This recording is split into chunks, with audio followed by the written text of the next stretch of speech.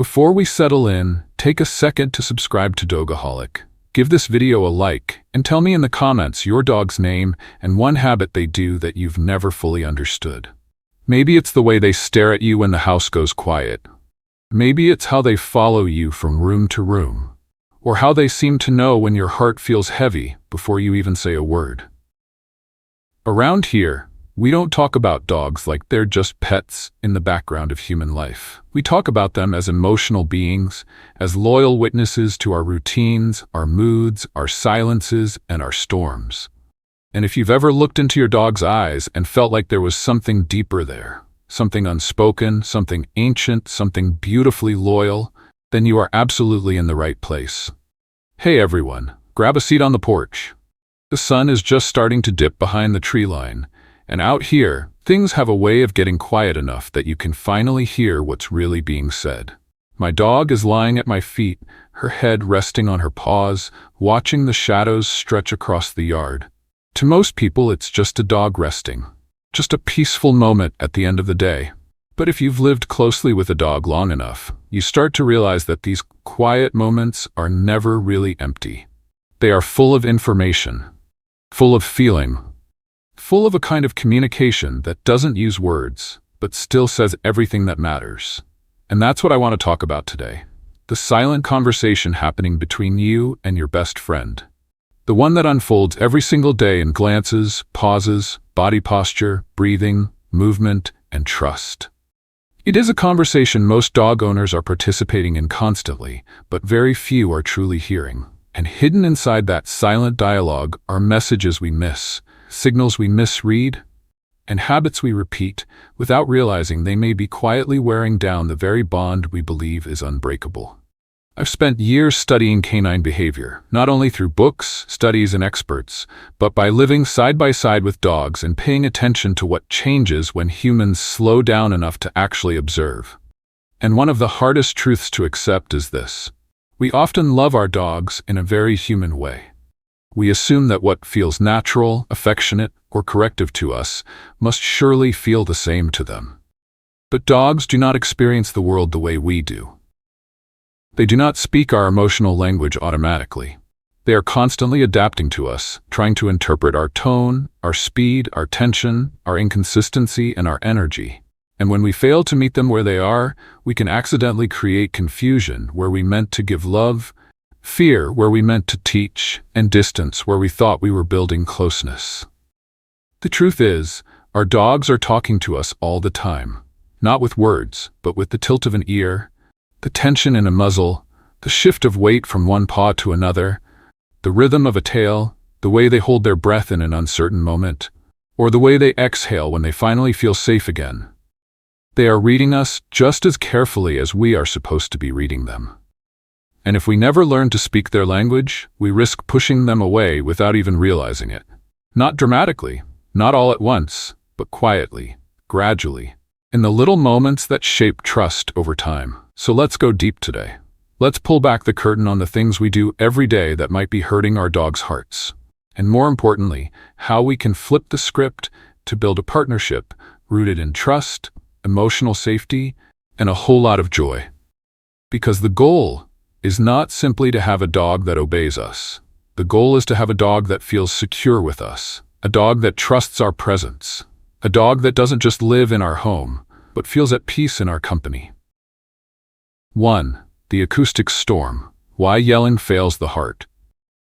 We've all been there. You come home to a shredded cushion or a knocked-over trash can. Your frustration rises fast, and before you even think, your voice gets louder. You think you're disciplining them, but science tells a different story. Your dog's hearing is a superpower. While we hear up to around 20,000 hertz, dogs can detect frequencies up to 60,000 hertz. So when you shout, it doesn't just sound loud. It can feel invasive, sharp, and physically distressing to an animal whose hearing is built for subtle sound detection. But the damage isn't just in the ears, it's in the nervous system. Dogs process human speech in a unique way. The left hemisphere helps with the words, but the right hemisphere is deeply tuned to emotional tone. That means when your voice explodes in anger, the emotional impact can overwhelm the very part of the brain needed to learn from the moment. They are not calmly connecting the dots between action and consequence. They are bracing for emotional fallout. They are surviving the storm. And once a dog's body enters that stressed, defensive state, learning becomes almost impossible.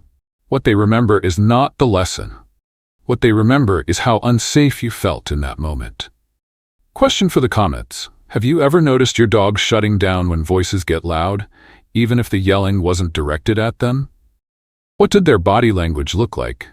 2. The myth of the guilty look. This is one of the biggest misconceptions in dog ownership. You walk in, see the mess, and your dog lowers their head, pins their ears back, and avoids eye contact. It looks like guilt. It feels like confession. But what you're often seeing is not remorse. It's appeasement. Dogs are incredibly skilled at reading human tension. They notice the stiffness in your shoulders, the speed of your steps, the stare in your eyes, the sharpness in your breath. Their response is often a peacekeeping one. They are saying, as clearly as they know how, I feel your anger. I do not want conflict. Please don't hurt me. Please let this pass. When we interpret that as guilt, we misunderstand the emotional reality of the moment. And when we punish them based on that fearful posture, we are not correcting bad behavior. We are teaching them that their fear itself can be punished too. That is a painful lesson for a dog to carry. 3. The walk. A shared story versus a stared screen. Out here on the homestead, a walk is not just exercise. It's a ritual. It's one of the richest moments in a dog's day.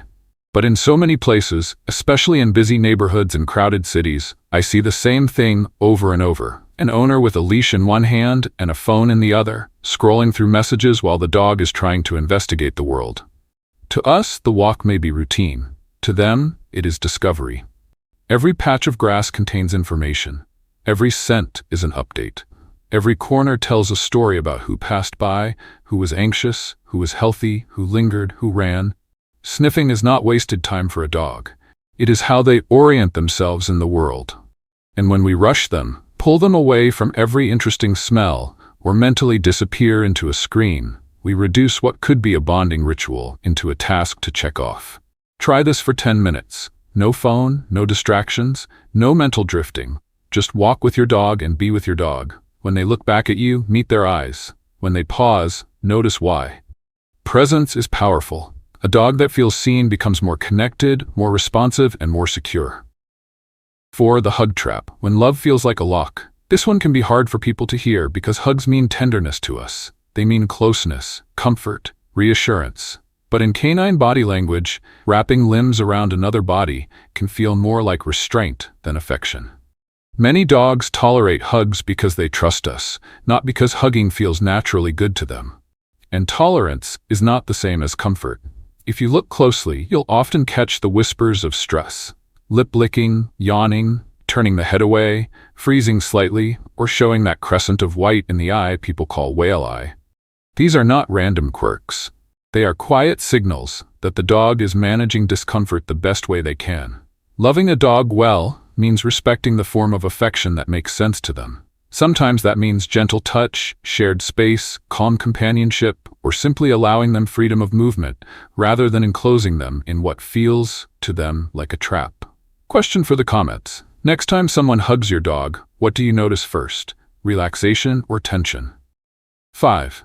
The sanctuary versus the cell. Protecting the crate. A crate should never become a place where fear lives. At its best, the crate is a den, a retreat, a low-pressure place where the nervous system can soften and settle. But when people use it as a punishment, that emotional meaning changes. If a dog is angrily shoved into a crate after doing something wrong, the crate stops feeling like a sanctuary and starts feeling like exile. Dogs do not process delayed punishment the way many humans assume they do. If too much time has passed, they are not connecting the crate to the behavior. They are connecting the crate to your anger. And once that safe space becomes emotionally contaminated, you lose something precious, a place your dog could have chosen on their own when they needed rest or regulation. Protect the crate like it matters, because it does. 6. The inconsistency trap. Why rules can't be random. Dogs are pattern seekers. They thrive on clarity, repetition, and predictability.